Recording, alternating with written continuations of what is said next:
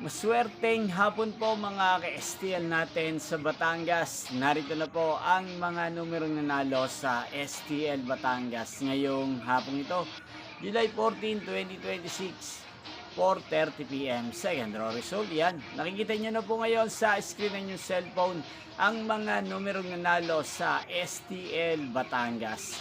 In exact order po yan.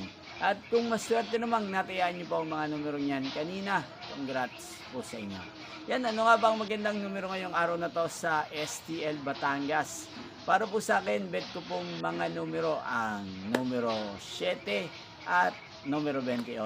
At ang mga dalawang kombinasyon na bet ko sa Batangas ay numero 14 at numero 27.